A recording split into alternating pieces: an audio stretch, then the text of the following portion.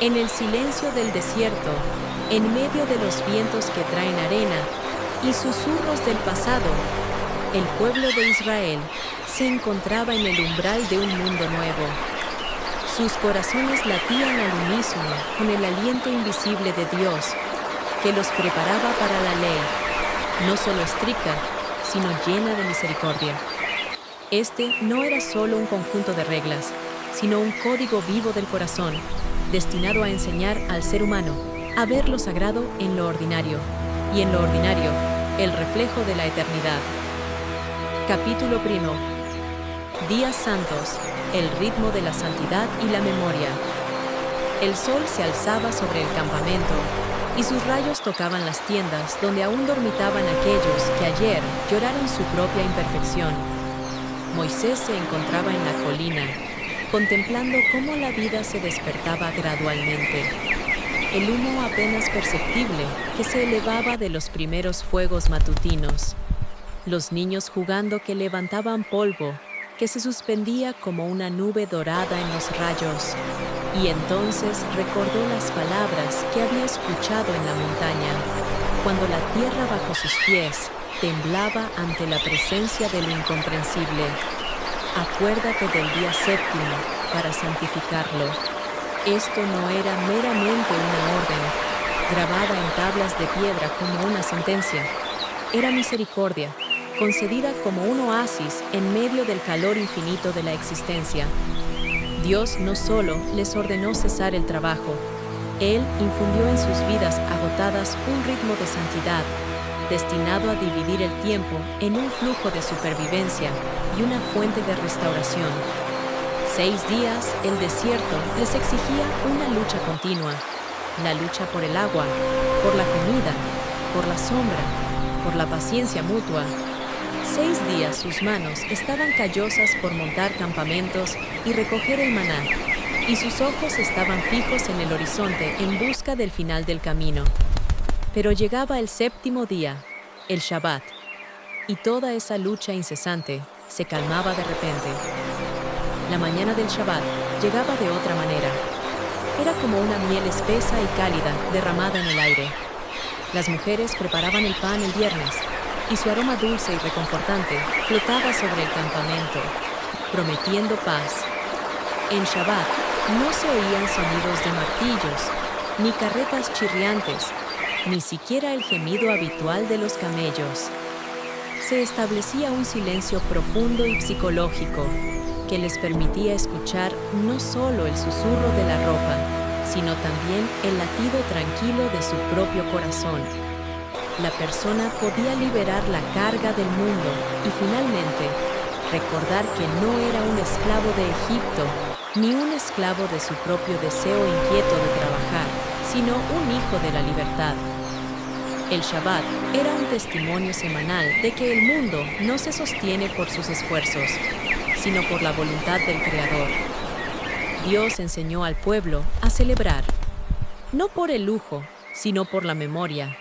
La fiesta de la Pascua, Pesaj, se convirtió no solo en un recuerdo de aquella noche en que el ángel de la muerte pasó por sus puertas marcadas con la sangre del Cordero, se convirtió en un símbolo viviente de la libertad comprada con sangre. Cada año, al ingerir hierbas amargas, debían sentir el sabor de la esclavitud en su boca, y al partir el pan sin levadura, debían sentir la prisa de aquella noche fatídica, cuando no hubo tiempo ni siquiera para leudar la masa. Era un ritual de inmersión en el trauma histórico, solo para emerger renovados, habiendo revivido la alegría de la salvación. Era una enseñanza sagrada de que el precio de la libertad es el precio de la vida. La fiesta de los tabernáculos, Sukkot, era un recordatorio confesional de fragilidad. Construían tabernáculos temporales, inestables, abiertos a los vientos y las estrellas, y vivían en ellos durante 7 días. Era un retorno a la arena, a la vulnerabilidad primordial, un recordatorio de que incluso en refugios temporales puede residir la gloria de Dios, y que todo su orgullo, Todas sus ganancias no son más que sombras fugaces. El anhelo sagrado por el nomadismo les enseñó la confianza. Si Dios los protegió cuando no tenían un techo permanente sobre sus cabezas, ¿no los protegería Él también ahora? La fiesta de las semanas, Shavuot, o fiesta de la cosecha, llegaba en un momento en que el pueblo recogía con gratitud el primer fruto de la tierra. Pero en el desierto adquirió un significado más profundo. No era solo gratitud por cada grano que brotaba en el corazón, como en la tierra. Se convirtió en la fiesta de la entrega de la ley en el Sinaí. Los primeros frutos, llevados al altar, se convirtieron en un símbolo del mejor regalo que una persona puede ofrecer: la disposición a vivir, según el código que transforma el desierto en un jardín. Moisés hablaba al pueblo, y su voz no era la voz de un fiscal, sino la voz de un padre que revela un secreto. Los días santos no son ferias de alegría, ni simplemente un descanso de la carga. Son encuentros del alma con su Creador. Es tiempo conscientemente apartado para restaurar la identidad celestial. Y entonces, el silencio del desierto se llenó de cantos que se elevaban por encima del humo de los altares, puros y genuinos. En estos días, cuando cesaba la persecución y el melódico, aunque estricto, ritmo de la memoria de Dios se hacía audible, el pueblo sentía: la ley no es un yugo, son alas.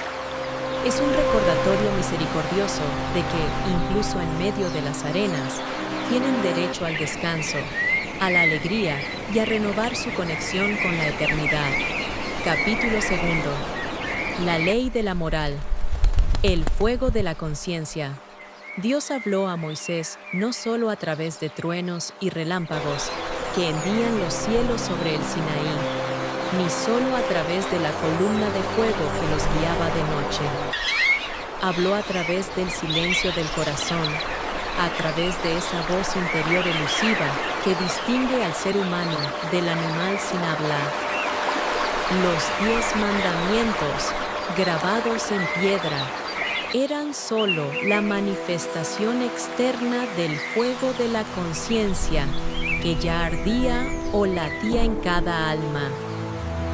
Eran la ley, llevada del reino de lo invisible al reino de la visibilidad. No robarás, se dijo. Pero detrás de estas palabras no solo había una prohibición de codiciar la propiedad ajena.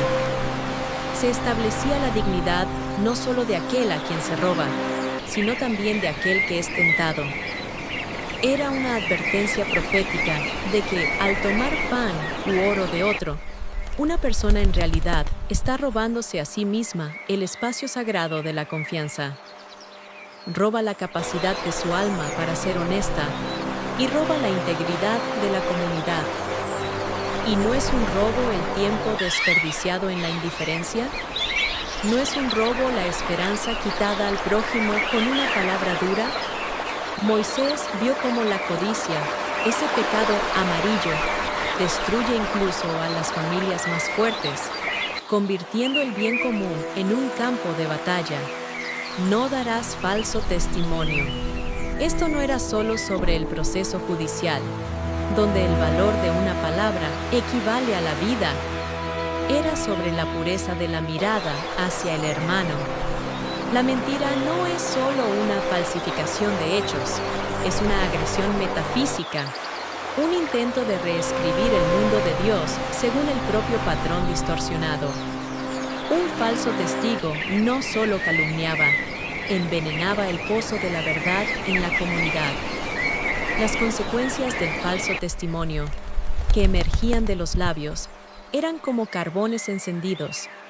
Quemaban la reputación de la víctima, quemaban el alma del testigo, y el humo de esta vergüenza contaminaba todo el campamento, creando una atmósfera de sospecha y miedo. Si todos en el desierto se hubieran permitido mentir, su movimiento se habría detenido para siempre, porque la confianza es el aire que respira la comunidad. no cometerás adulterio. Esto no era solo sobre el cuerpo, sino sobre la fidelidad del corazón y el pacto sagrado hecho ante Dios. El adulterio no solo destruía la unión matrimonial, socavaba el fundamento mismo de la sociedad, la familia. Era la negligencia del santuario interior, donde debería arder el fuego del amor puro y la devoción. Moisés sabía que cuando un hombre o una mujer permiten que la lujuria se asiente en su corazón, convierten su mundo interior en un campo de batalla donde perecen la ternura, la confianza y el respeto. Este pecado, como óxido invisible, corroía las almas, dejando tras de sí amargura y soledad, peor que el desierto mismo. En aquellos días, mientras el pueblo viajaba por las arenas, cada día se convertía en una prueba de conciencia. El peligro no estaba solo en el tabernáculo, al que se prohibía entrar a los indignos. El peligro estaba adentro, porque no es una piedra en el camino lo que hace tropezar a una persona, sino su propia indiferencia a la voz de la ley. Y entonces Moisés, que él mismo soportó todas las angustias y tentaciones, entendió: la verdadera ley no es un policía que se para sobre el alma, sino un espejo en el que una persona ve no solo sus hechos, sino su alma, que anhela ser pura. Este espejo iluminaba las sombras que una persona trataba de ocultar, incluso de sí misma. La ley exigía no solo el cumplimiento externo, exigía una transformación metafísica. No codiciarás la casa de tu prójimo. Este mandamiento final era el más profundo y dramático. Penetró en la raíz misma del pecado, en el deseo. Dios exigía control no solo sobre las acciones, sino sobre la fuente de las acciones, los pensamientos y la envidia. Esta demanda era insoportable y al mismo tiempo liberadora, porque le daba a la persona la oportunidad de limpiar su mundo interior antes de que el pecado pudiera manifestarse en el mundo exterior. Por eso, la ley era fuego, quemaba la impureza interior, obligaba a la persona a temblar de miedo ante su propia sombra y al mismo tiempo le otorgaba una dignidad increíble, la dignidad de ser moralmente libre y responsable de sus elecciones. Era el fuego de la conciencia, encendido en piedra, destinado a arder en la carne del corazón para siempre. Capítulo 3. Sacerdocio y servicio. Fuego en medio del pueblo. Cuando los primeros sacerdotes fueron consagrados, el aire alrededor del tabernáculo se espesó, como antes de una tormenta. Era el momento en que el reino invisible se manifestaba en vestiduras visibles, cuando el abismo entre la santidad perfecta de Dios y la humanidad corrompida por el pecado debía ser puenteado por un único y estrecho camino. Moisés vio la luz del fuego jugando en los rostros de Aarón y sus hijos. No era un fuego ordinario, no de antorchas, sino la presencia de Dios que abrazaba su mortalidad. Aarón, con vestiduras de lino fino y el reluciente éfod, se paró ante el altar. Sus manos temblaban no por miedo al castigo, sino por la comprensión de la misión abrumadora. Se encontraba entre el Dios viviente y un pueblo que era una mezcla de polvo e insubordinación. Cada movimiento de sus manos, cada paso, cada frase de oración debía ser impecable, porque el más mínimo error podía llevar no solo al fracaso del ritual, sino a una ruptura fatal del pacto. El pectoral en su pecho, incrustado con 12 piedras preciosas que simbolizaban las 12 tribus, brillaba bajo la luz tensa. No era solo una pieza de joyería, sino un mapa vivo y pesado del pueblo que llevaba en su corazón, como una carga insoportable de responsabilidad. Dios estableció el sacerdocio no para privilegio o poder, sino para un servicio constante y agotador. Su vida era la ley. No se les permitía tocar a los muertos. Tenían que adherirse a las reglas más estrictas de pureza, porque eran conductos vivos de lo santo hacia un mundo pecaminoso. Eran los guardianes del umbral, parados día y noche entre el fuego divino y la esencia humana fácilmente inflamable. Cuando Aarón derramaba la sangre del sacrificio sobre el altar, esto debía recordarle al pueblo no la muerte, sino la sustitución y la purificación. La vida contenida en la sangre era devuelta al Creador como rescate por el pecado. El humo del sacrificio ascendía al cielo, no solo el humo de la carne, sino el aliento de la expiación.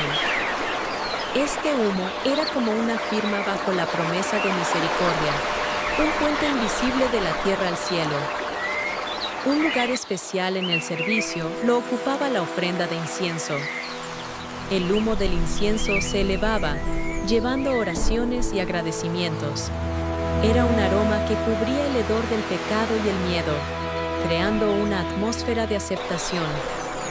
Aarón, rodeado de este humo espeso y fragante que lo protegía del fuego cegador de la presencia de Dios, se transformaba en una oración viviente.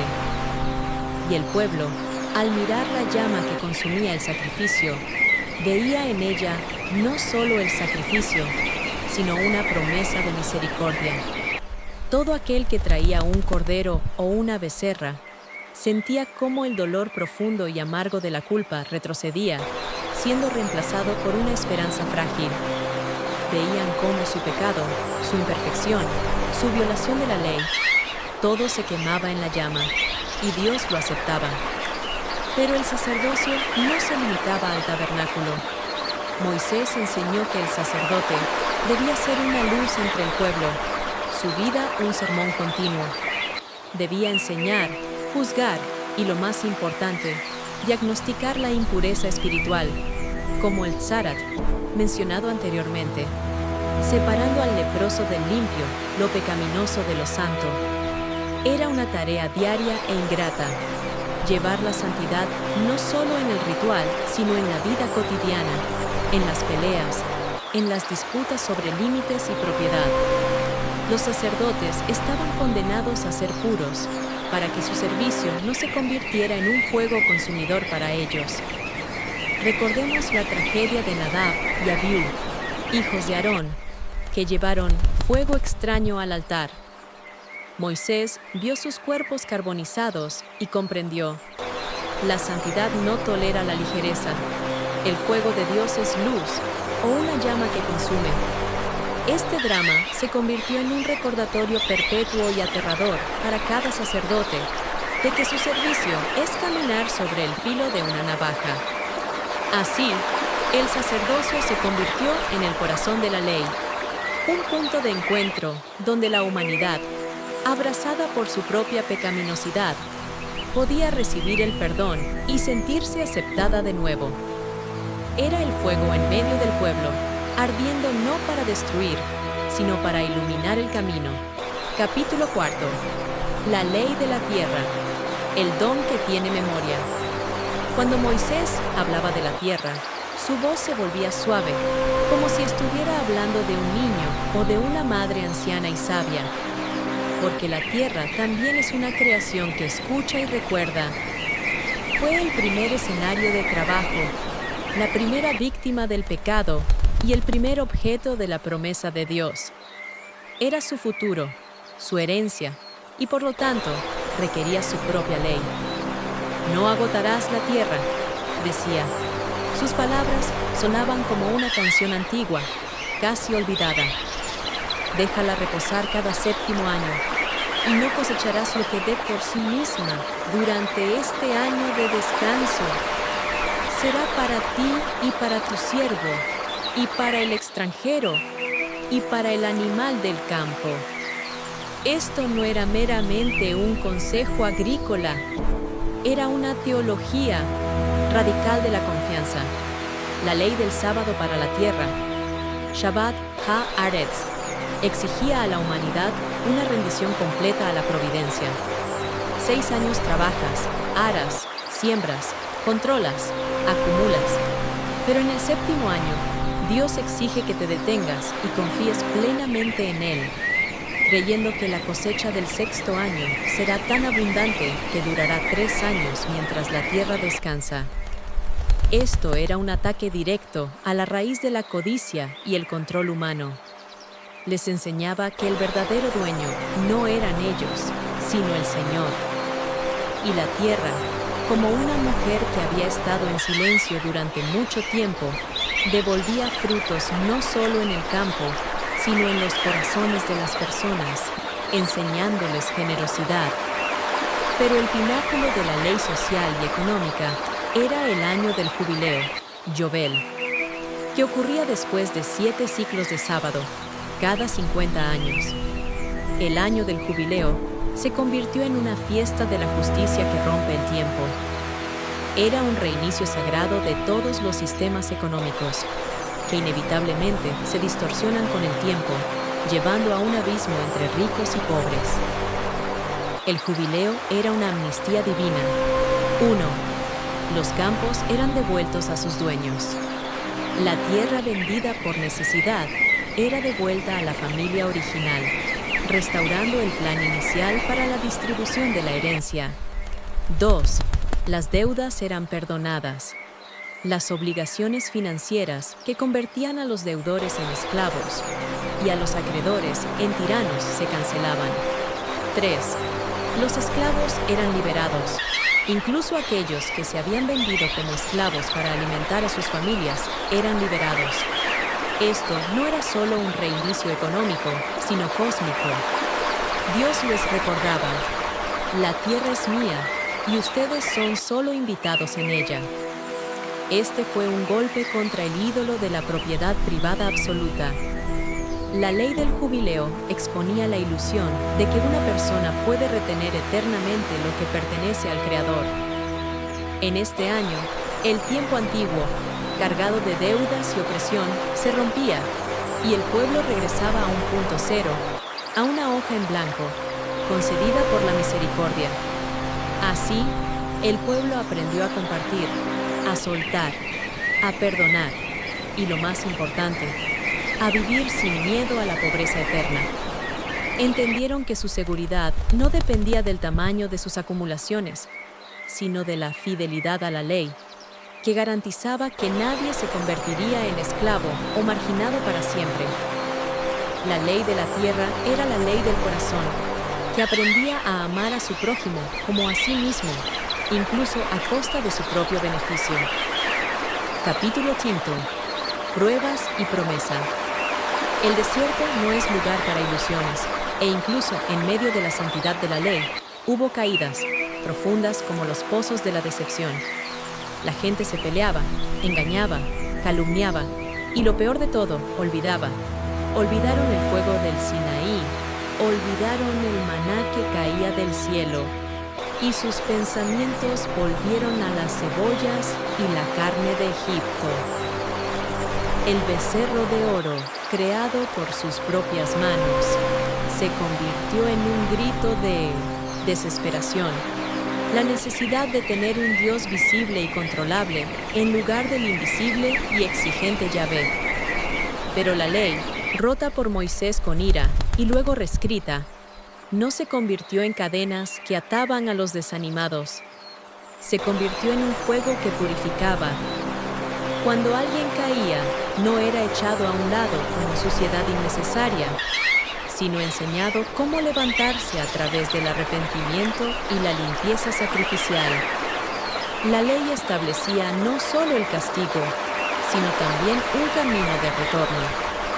Porque la pureza no está en la perfección, que es inalcanzable para la humanidad mortal, sino en el esfuerzo por la luz, en el movimiento constante y doloroso del pecado al perdón. Cada prueba, ya fuera la falta de agua, la mordedura de serpiente o una rebelión, se convertía no en un castigo, sino en un proceso educativo. Dios les permitía enfrentar las consecuencias de sus elecciones para que recordaran para siempre: Violar la ley no es solo una ofensa contra Dios, es la destrucción de la propia vida. Y así, cuando el largo y agotador viaje llegaba a su fin, y las canas de Moisés se mezclaban con la arena del desierto, llegó el momento de la despedida. Se paró ante el pueblo por última vez. Fue en las llanuras de Moab y miró el horizonte donde temblaba la tierra prometida, reverdeciendo bajo la lluvia cálida, como un jardín paradisíaco. Sus ojos, que habían visto el fuego que consume y la ira que pasa, ahora brillaban con paz, profunda como el mismo Sinaí. Moisés sabía que no estaba destinado a cruzar el Jordán. Esta fue la última y más cruel lección. El servicio es más importante que la recompensa, pero sabía que dejaba atrás no solo a una multitud de nómadas, sino a un pueblo en cuyos corazones ardía la ley, inscrita no en piedras frías y pesadas, sino en la carne del corazón. No solo entregó las tablas, entregó el espíritu de la ley. Les enseñó a amar, a perdonar, a recordar y a confiar. Su discurso de despedida, lleno de amargura y esperanza profética, se convirtió en su testamento. He puesto ante ti la vida y la muerte, la bendición y la maldición. Elige la vida. Fue la llamada final y dramática al libre albedrío. Moisés no podía garantizarles el éxito, pero les dio la clave, la elección. Y esa elección se convertiría en su batalla diaria y su promesa eterna. Partió en silencio, dejando atrás no una tumba, sino un código viviente que se convertiría en el fundamento de su identidad nacional y espiritual. Epílogo. El corazón de la ley, Moisés entendió. La verdadera santidad no reside en la perfección exigida por la gente, sino en la búsqueda constante de Dios, en el esfuerzo incansable por salir de la sombra del pecado hacia la luz. Dios no exigió que la gente fuera impecable, los llamó a estar vivos en el sentido más completo de la palabra, a recordar, a celebrar, a purificarse de la carga del pasado, a servir y a amar, no escondiéndose detrás de rituales, sino entregándose por completo. La ley, que comenzó con el trueno del Sinaí, concluyó con un susurro de misericordia, inscrito en el corazón. Se convirtió en su guía en el caos moral del mundo. Enseñó que la verdadera pureza comienza no con el agua, sino con la intención. Enseñó que la propiedad debe ser servicio y el descanso, adoración. Así, el pueblo que una vez vagó por las arenas levantó la cabeza. Se convirtieron en un pueblo que lleva luz, una luz que no era propia, sino un reflejo de aquel fuego que ardía en la cumbre inaccesible. Se convirtieron en testigos de que incluso en el desierto profundo, una persona puede encontrar su camino si su corazón late al ritmo de la ley.